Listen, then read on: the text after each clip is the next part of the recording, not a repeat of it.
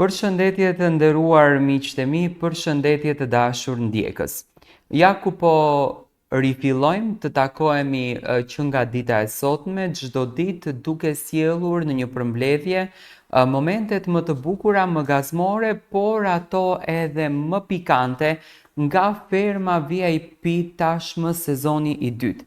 Natën e mbrëmshme ka qenë një spektakël i papar në moderimin të Luana Vjollcës dhe në dy opinionistët super të përshtatshëm, Castro Zizo dhe Zhaku, dy opinionistë që në fakt do t'japin opinionet e tyre. Zhaku e njohur për natyrën e saj, për karakterin e saj, për qëndrimin, sepse ka bërë opinionisten apo të themi juristen në raste të këtilla, dhe mbi të gjitha Castro Zizo, të paktën ne kemi të freskët këtë imazhin e tij në vendime, pjesë e Albania Got Talent, një super spektakël që nga Castro ja kemi marrur vetëm ëmbëlsi dhe fjalë të bukura, por në këtë spektakël nga ajo që unë vërej ta mbrëm, Castro Zizo ishte përzgjedhur në një farë mënyre nga vetja e tij që të jetë një opinionist i ashpër dhe të nxjerrë të gjitha pikë presje nga të gjithë banorët, të cilët tashmë janë pjesë e fermës VIP apo të ashtu quajtur nga të gjithë fermerët. Mbrëm në fermë u bën 16 fermer pjesë e asaj ferme. 16 karaktere të ndryshme, 16 natyra të ndryshme, 16 personazhe publik, të cilët kishin përzgjedhur që për një periudhë afati kohor 3 muaj të jetojnë në një fermë dhe të kënaqen mes njëri tjetrit, por njëkohësisht edhe duke sfiduar veten e tyre. Mbrëm startoi nata e parë e spektaklit më të ri që do të mbaj publikun të gozhduar për javë të tëra, Ferma VIP 2. Në këtë sezon 16 personazhe publike janë bërë pjesë një aventure unike, ku do të braktisin luksin dhe jetën e zakonshme për të përjetuar sfidat e një ferme të vërtetë. Ky format synon të sjellë jo vetëm spektakël e emocione, por edhe të testoj limitet dhe karakterin e çdo konkurenti. Që në episodin e parë, disa nga banorët kanë tërhequr vëmendjen menjëherë në publik, duke u shndruar në figura të spikatura, si Big Mama, Big Basta, Alba Polozhani dhe Andrea. Kanë qenë ndër më të komentuarit, fal karakterit të tyre energjik dhe mënyrës së veçantë se si janë përfshirë në sfidat të fermës. Si ishte nata e parë?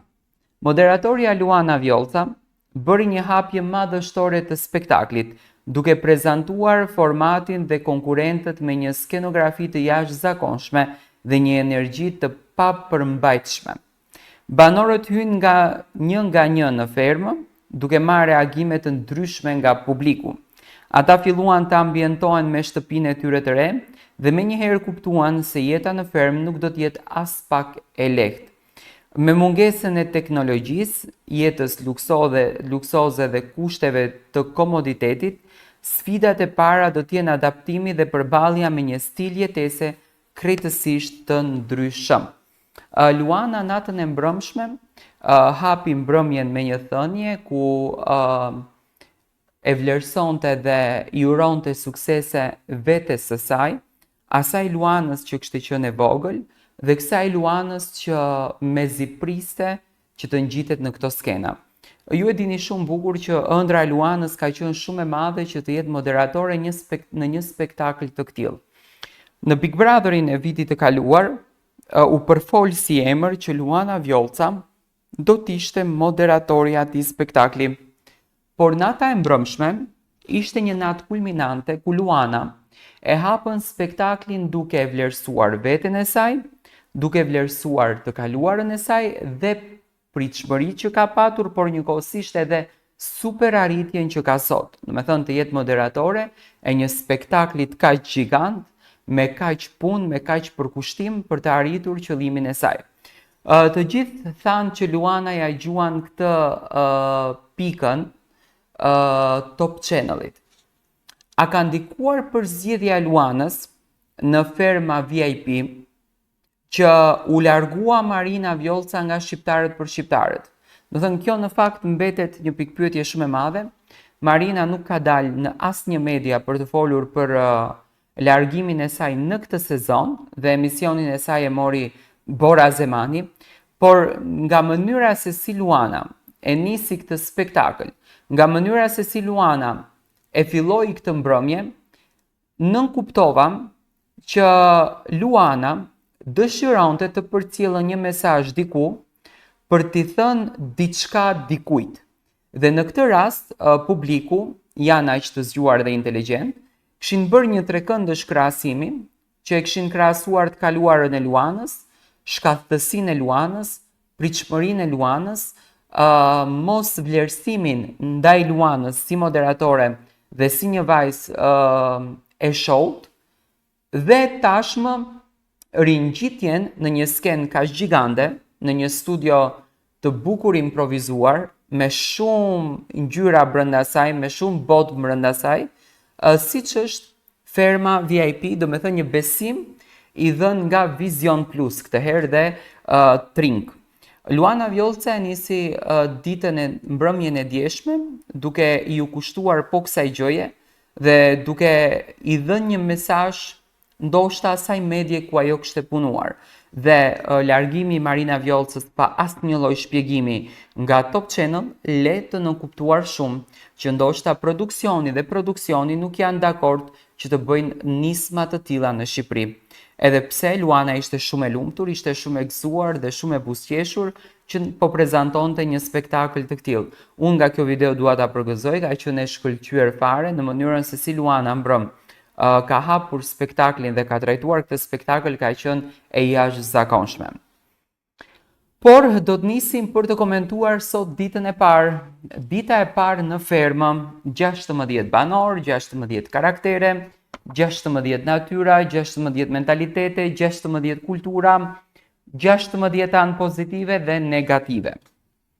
Pasi kaluan natën e parë në fermë, banorët e nisën ditën me punët e para të fshatit. Formati Ferma VIP kërkon që konkurrentët të mësojnë dhe të praktikojnë punën tradicionale të një ferme të vërtet, duke përfshirë mjeljen e lopëve, kujdesin për kafshët, pastrimin e stallave, mbjelljen e perimeve dhe gatimin me metoda tradicionale. Big Mama, Andrea dhe Alba Pollozhani u caktuan për një nga detyrat më të vështira të fermës, mjelja e lopës. Big Mama u përball me një skenë që shkaktoi shumë të qeshura tek banorët dhe publiku. Mënyra e saj e pasigurt për të afruar kovën e qumshtit e acaroi lopën, e cila filloi të godiste me këmbë dhe shkaktoi panik mes konkurrentëve. Banorët u trembën, por gjithsesi arritën që ta kontrollojnë situatën dhe të vazhdojnë punën e tyre brenda në stall. Andrea, Big Mama dhe Alba e nisën ditën me shumë vrull dhe po përjetojnë këtë eksperiencë me shumë entuziazëm dhe humor. Kjo skenë ka bërë xhiron e rrjeteve sociale dhe po komentohet pozitivisht nga publiku, i cili tashmë ka nisur të krijojë favoritët e këtij sezoni.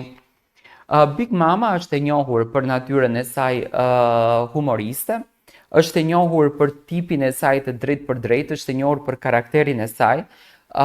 Ferma VIP, në qoftë se do të arrijë që të mbaj Big Mamën 3 muaj brenda asaj shtëpie, më besoni që do të bëj jo fenomenin, po do kalon për te fenomenin, duke njohur karakterin e saj që është e papërmbajtshme.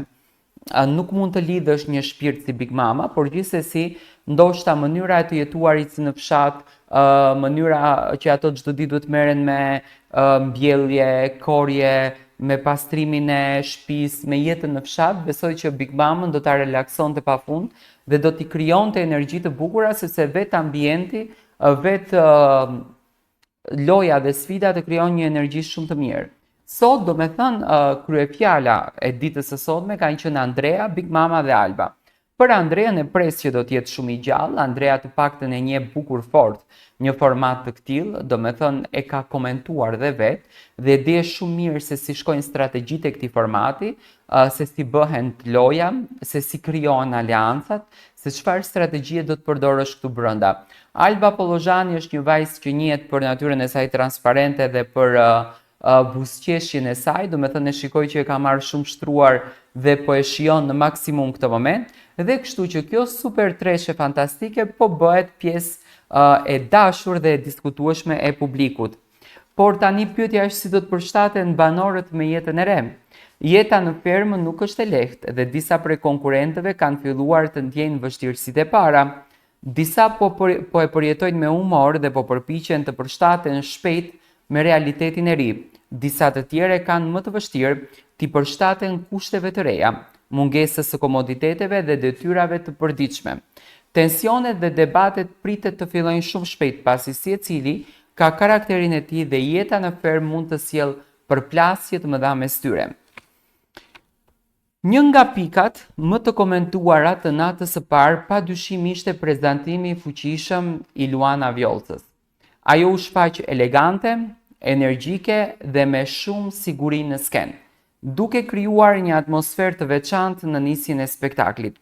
Me një stil të veçantë prezantimi, ajo arriti të mbante audiencën të angazhuar dhe të ndërthurur mes emocionit, humorit dhe tensionin e garës. Do të thënë, mbrëm ferma VIP ka përfunduar me 508.000 ndjekës live, do të thënë, po afro 1 milion brenda një ore, nuk është pak, do të thënë kjo.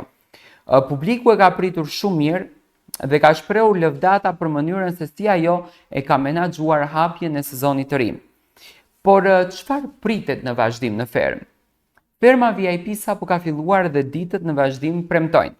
Sfida të reja, që do t'i testojnë konkurrentët fizikisht dhe mendërisht. Marrëdhënie që do të krijohen dhe do të testohen nën presionin e jetës në fermë. Tensione dhe përplasje, pasi mungesa e kushteve komode mund të krijojë situata të pakëndshme dhe surpriza nga produksioni, të cilat mund të ndryshojnë rrjedhën e lojës. Me energjinë e lartë të banorëve dhe dinamikën që po krijohet, ky sezon i fermës VIP 2 premton të jetë një nga më të suksesshmit dhe më të ndjekurit nga publiku. Unë ju uroj suksese të gjithë banorëve që janë në fermë dhe fitoft më i miri, por ditën e sotme, domethënë me shumë vrull, e ka nisur Andrea Big Mama dhe Alba Pollozhani. Ne do të takohemi sërish së bashku, na ndiqni me subscribe në kanalin Monitor TV.